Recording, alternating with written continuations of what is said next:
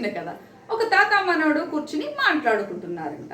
మనవాడు అడిగాడంట, తాతయ్య నాకు ఏదైనా చిన్న కథ చెప్పవా అని. అప్పుడు తాతయ్య బాగా ఆలోచించి, సరే నాన్న కథ అయితే చెప్తాను విను అని కథ చెప్పడం మొదలుపెట్టాడంట.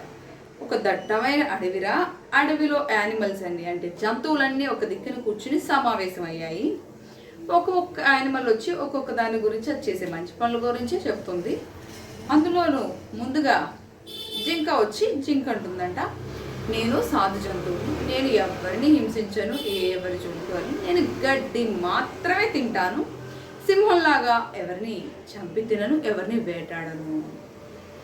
అందులోని ఇంకొక జంతువు కుందేలు వచ్చి, నేను భూలో పండేవి తింటాను బాబోయ్, నేను ఎవరిని ఏమి అనను, సింహంలాగా ఎవరిని అయితే వేటే ఆడను అనుకుని కుందేలు. అందులో ఇంకొక జంతువు ఒకటి వచ్చి మాట్లాడుతూ వాళ్ళ గురించి చెప్పుకోకపోగా వెనకాల ఉన్న సింహం గురించి మాట్లాడుకుంటూ ఉంటే ఇంతలో అక్కడికి పెద్దగా గర్జిస్తూ సింహం వచ్చిందంట. సింహం వచ్చి గట్టిగా గాండ్రించేసరికి ఈ జంతువులన్నీ ఉలిక్కిపడి సింహం వంక అలా చూశాయి. సింహాన్ని చూసి జంతువులన్నీ భయపడ్డాయి. ఏమో ఈ సింహం మనమన్న మాటల్ని విన్నాదా, అమ్మో వింటే ఇంకేమైనా ఉన్నాదా అనుకుని ఆలోచిస్తూ భయపడుతూ ఉన్నాయంట.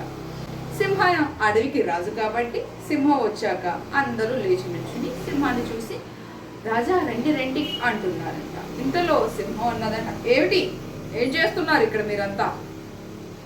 సింహం ప్రశ్నించేసరికి అందులోంచి గుంపులో ఉన్న నక్క చక్కగా ఎదురుగా వచ్చి, మహారాజా ఇప్పుడు మేము మీ గురించి మాట్లాడుకుంటున్నాము, మీరు అడవిని ఎంత బాగా సంరక్షిస్తున్నారు, ఎంత బాగా మమ్మల్ని అందరినీ చూసుకుంటున్నారు అనే దాని గురించే మాట్లాడుకుంటున్నాం మహారాజా అని నక్క ఎదురుగా వచ్చి సమాధానం చెప్పింది.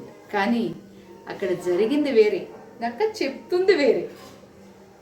అప్పుడు సింహం అన్నదంట, సరేలే మాట్లాడుకుంది చాలు, వెళ్ళండి ఎక్కడ వాళ్ళు అక్కడికి అన్నది.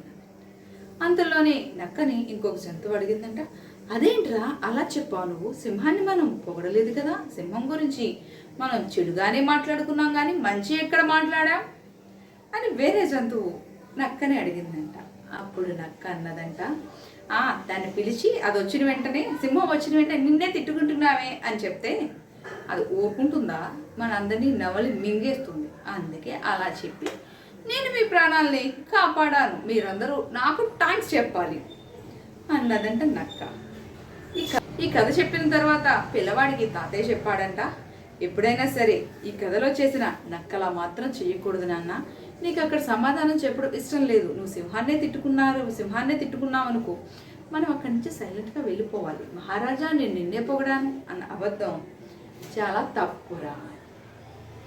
మీకు కనుక ఈ స్టోరీ నచ్చినట్లయితే నా ఛానల్ని సబ్స్క్రైబ్ చేయండి, వీడియో లైక్ చేయండి, షేర్ చేయండి, కామెంట్ చేయండి.